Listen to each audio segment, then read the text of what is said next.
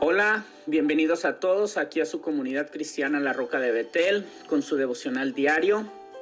Y hoy vamos a leer Primera de Reyes 7.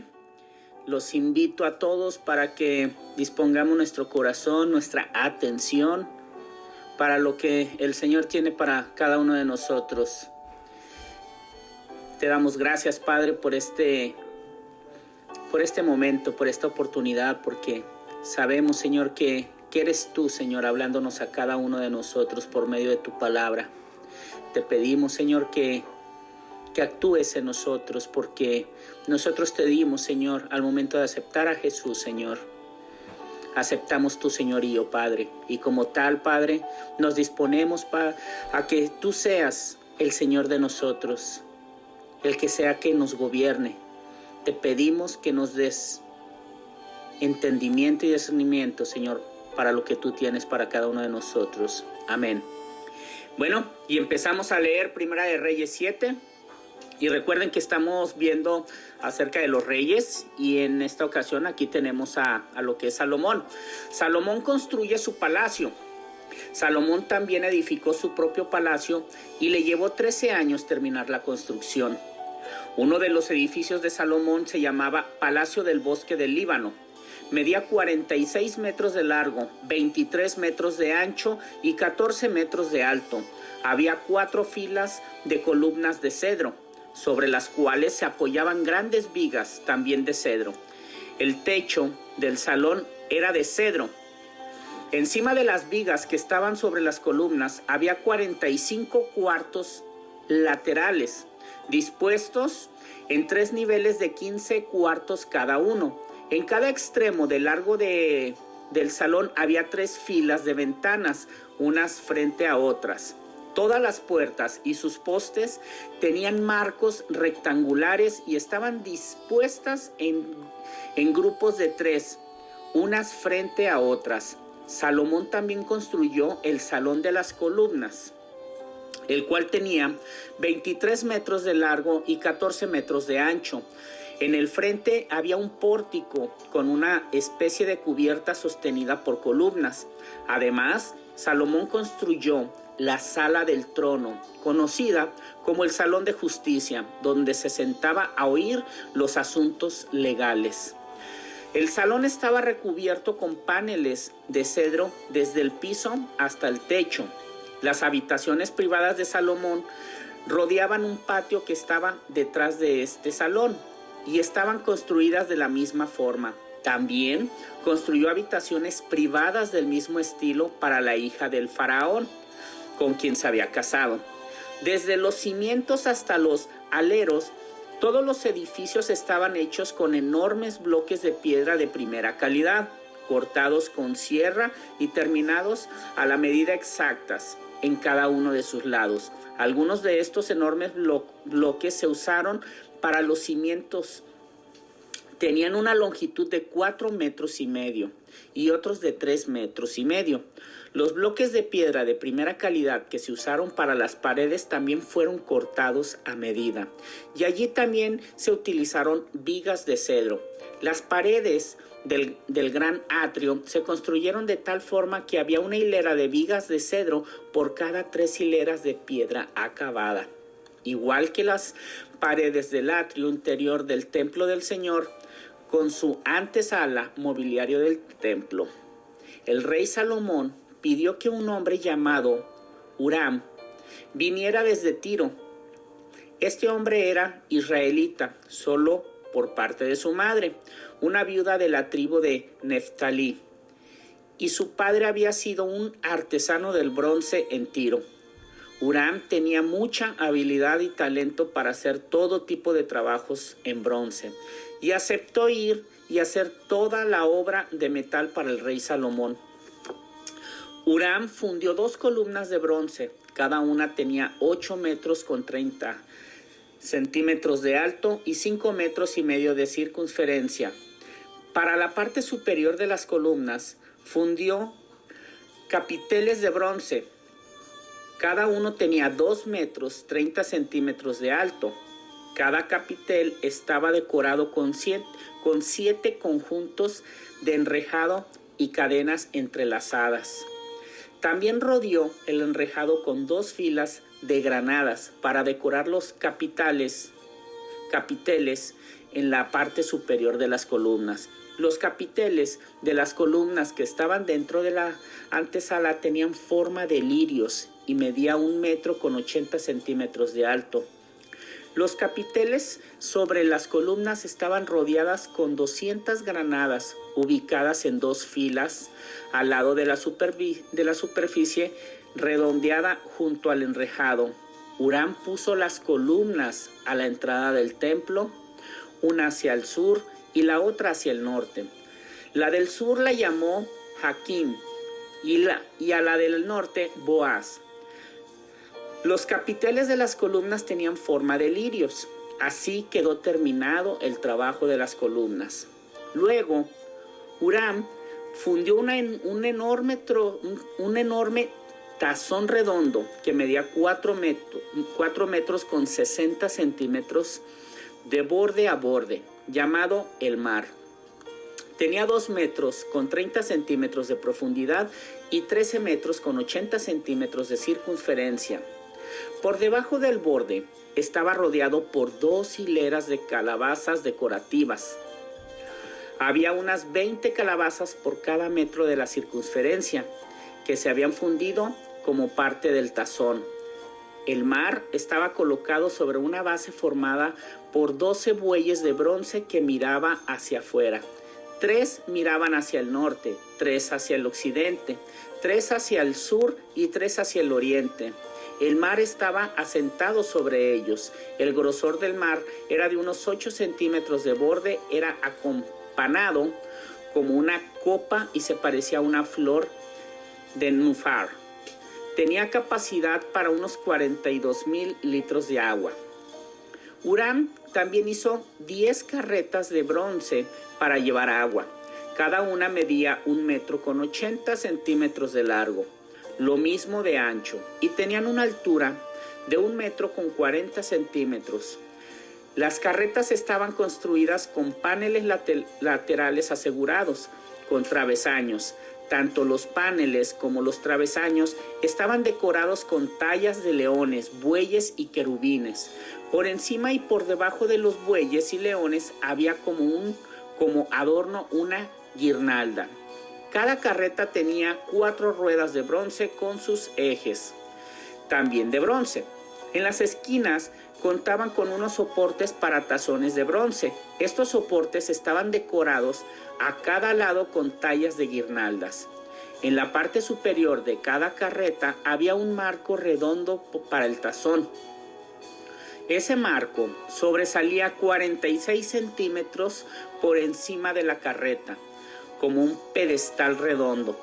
La abertura del marco medía 69 centímetros de lado a lado y estaba decorada por fuera con tallas de guirnaldas. Los paneles de las carretas eran cuadrados, no redondos.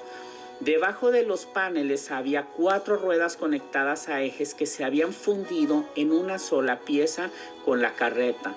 Las ruedas tenían 69 centímetros de diámetro y eran semejantes a ruedas de carruajes. Los ejes, los rayos, los bordes y los cubos se fundieron con bronce derretido. Cada una de las 4 esquinas de las carretas tenían un agarradero que también se había fundido con una sola pieza con la carreta. A lo largo de la parte superior de cada carreta había un borde que medía 23 centímetros de ancho. Los soportes de las esquinas y los paneles laterales se fundieron en unidad en una sola pieza con la carreta.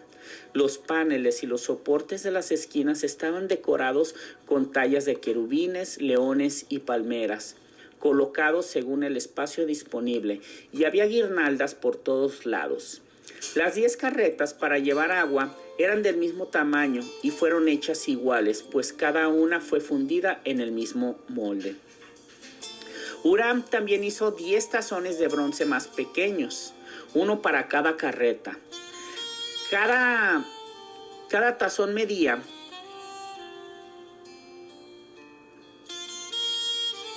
1,80 m de diámetro y tenía capacidad para 840 litros de agua. Wow. Puso 5 carretas en el lado sur del templo y 5 en el lado norte. El gran tazón de bronce llamado El Mar fue ubicado cerca de la esquina suroriental del templo. También hizo los lavamanos, las palas y los tazones que se necesitaban. Finalmente, Huram terminó todo el trabajo que el rey Salomón le había asignado que hiciera para el templo del Señor. Las 2 columnas, los 2 capiteles con forma de tazón en la parte superior de las columnas, las 12 redes de cadenas entrelazadas que decoraban los capiteles, las 400 granadas que colgaban de las cadenas sobre los capiteles, 2 filas de granadas por cada red de cadenas que decoraban los capiteles sobre las columnas, las 10 carretas para llevar agua que sostenían los 10 tazones, el mar y los 12 bueyes que lo sostenían, y los recipientes para las cenizas, las palas y los tazones. Huram hizo todos estos objetos de bronce bruñido para el templo del Señor, tal como le había indicado el rey Salomón. El rey mandó que se fundieran en moldes de barro en el valle del Jordán, entre Sucot y Zeratán. Salomón no pesó los utensilios porque eran muchos. El peso del bronce no se pudo medir. Salomón también hizo todo el mobiliario para el templo del Señor: el altar de oro, la mesa de oro para el pan de la presencia, los candelabros de oro macizo, 5 en el sur y 5 en el norte, frente al lugar santísimo, las decoraciones de flores, las lámparas y las tenazas, todo de oro. Los cuencos pequeños, las despabiladeras para las lámparas, los tazones, los cucharones y los recipientes para quemar incienso, todo era oro macizo. Y las puertas para las entradas al lugar santísimo y al salón principal del templo, con el frente revestido de oro. Así terminó el rey Salomón todo su trabajo para el templo del Señor. Luego trajo todos los obsequios que su padre David había consagrado: la plata, el oro y los diversos objetos, y los guardó en los tesoros del templo del Señor. Esta es palabra de Dios. Y bueno, como aquí vemos, vamos a dar una explicación acerca de esto. Recordemos que estamos en Primera de Reyes 7 y vemos que Dios ya tenemos conocimiento que le dio gran sabiduría a Salomón, y también le había dado, que es lo que estamos viendo, posesiones. También vemos que él tenía muchos materiales para construir estos edificios. Recordemos, sin empobrecer al pueblo. Él era un muy buen administrador. Vemos también que Dios le dio cosas en su humanidad. ¿Qué quiero decir? Sus gustos, sus anhelos, y Dios le permitió eso. Sin embargo, vemos toda esa dedicación, todo ese tiempo que él le dedicó, que no es malo, pero sabemos que nosotros en nuestra naturaleza, así como él iba a fallecer. Y las edificaciones se quedarían y posteriormente iban a ser destruidas. Esto nos quiere decir que nada nos llevamos. No pongamos nuestro esmero en las cosas materiales, y es por eso que la palabra de Dios dice: no hagáis tesoros en la tierra donde la polilla y el lorico rompen, y en donde el ladrón hurta. A eso viene. Sino hacerlo en el reino de los cielos. Es lo que hay dentro de nuestro corazón y es lo que toca a Dios. Vemos cómo Salomón terminó esta obra majestuosa. También vemos cómo cuidó cada detalle. Vemos que Salomón trajo a Hiram, un especialista en metales, el mejor, para hacer las cosas como bien hechas, porque eran ¿para quién? Eran para el Señor. Hoy en nuestros tiempos ya no es lo mismo que en esos tiempos. Anteriormente se dedicaban esas edificaciones majestuosas para honrar a Dios y que Él permaneciera ahí. Recordemos esos tiempos. Hoy sabemos que al momento que viene Jesús, está en la cruz y ya no tenemos necesidad de esos templos edificados por manos humanas. Para ahora ya son obsoletos, ya que nosotros somos templo de su Santo Espíritu y debemos cuidarlo. Debemos saber, así como lo hizo Salomón, con esa dedicación, con ese entusiasmo, con ese amor, saber nosotros cómo decorarlo, el templo del Espíritu Santo. Podríamos hacerlo con fe, con obediencia, con humildad, con agradecimiento, con alabanzas y acciones. Eso es más hermoso que cualquier piedra preciosa, que cualquier material valioso. Las riquezas, esas son las riquezas que realmente permanecerán. Son las que hacemos en el reino de los cielos. Son las que perduran para la eternidad. Y las obras de la tierra, acuérdense, desaparecerán y nada nos llevaremos. Así como dedicamos tiempo y esmero en las cosas del mundo, si hiciéramos las cosas para el reino de Dios, créanme que tendríamos bóvedas llenas de riquezas en el cielo. Y recuerden, esas son para la eternidad. Recuerden que nosotros somos ese material precioso con el que Dios está edificando su iglesia. Esto es bien importante. Recuerden que nosotros somos ese material precioso con el que Dios está edificando su iglesia. No somos cualquier material, somos lo que Dios ha escogido y Él no se equivoca. Permitamos que Él sea el que nos pula y nos dé la forma perfecta y exacta para ser parte de su obra maestra. Que adornemos su templo. ¿Cuál sería el mejor adorno para el templo del Señor, que somos su templo, el templo de su Santo Espíritu? Adornémoslo con frutos de su Santo Espíritu. Y esa sería la mejor decoración para que Él habite en nosotros. Así como Salomón dedicó los mejores materiales, dedicó tiempo, invirtió recursos, asimismo deberíamos de hacer nosotros para que Él habite en su plenitud de nosotros. Aquí cabe hacer esta pregunta.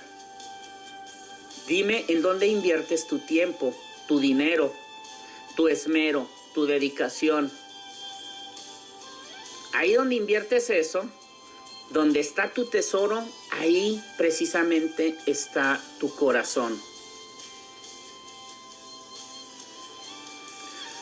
Si nosotros vemos en la Primera de Reyes 7, vemos una cantidad de listados, tanto como de edificios por realizarse, edificios ya construidos, los materiales que se utilizaron. Hay un listado para todo y hay un listado de muebles y adornos.